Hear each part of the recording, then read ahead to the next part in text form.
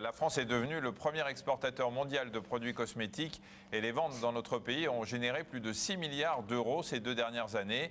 Se maquiller, ça peut coûter cher quand on utilise des produits de grande marque. Aussi, de plus en plus de femmes apprennent à fabriquer leur propre maquillage pour faire des économies, mais aussi pour connaître la contenance du maquillage qu'elles utilisent.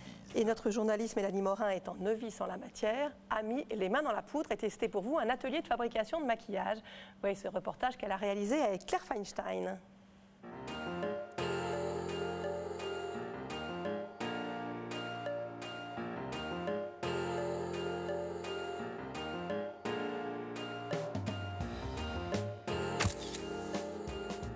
Ouais, c'est pas très concluant. Je sais pas si c'est la même chose pour vous, mais moi j'ai la peau sensible, je ne sais pas choisir mon maquillage et encore moins l'appliquer correctement.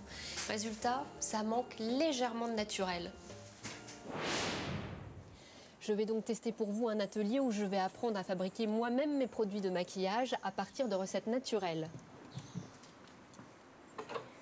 Tout se passe dans l'appartement très cosy de Sophie. Côté salon, je choisis les matières premières qui composeront mon maquillage. Vous allez pouvoir donc choisir ce qu'on appelle une eau florale ou un hydrolat aromatique adapté à votre type de peau. Donc moi je vous ai fait une petite sélection.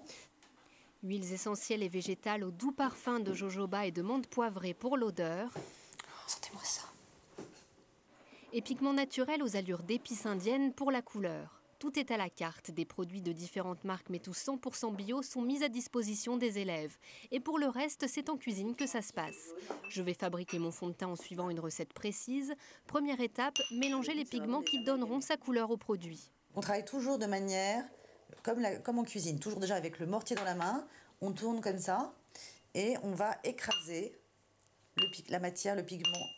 La couleur que vous voyez là n'est pas celle qui va être appliquée sur la peau. Donc à tout moment, on fait des petits tests pour voir si la couleur est bien homogénéisée. Sophie, j'ai l'impression que Caroline y arrive mieux que moi. Il ne faut jamais désespérer. Mais non, c'est parfait. C'est bien. La couleur est prête. Je dose maintenant de l'huile de jojoba et de l'huile de camomille pour constituer ma crème. Et c'est parti pour quelques minutes de cuisson au bain-marie. Là, la compétition est acharnée entre Caroline et moi, c'est une vraie course. Une fois le mélange refroidi, reste à l'incorporer à la couleur et donner un dernier coup de poignet. Loin d'être anodines, les crèmes à base d'huile essentielle sont à manier avec précaution.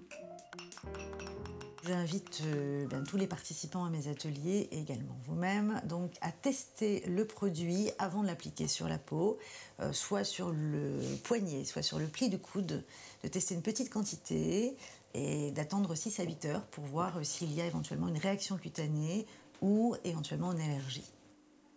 J'ai bien rentabilisé ma matinée, j'ai fabriqué mon propre fond de teint ainsi qu'un très joli gloss.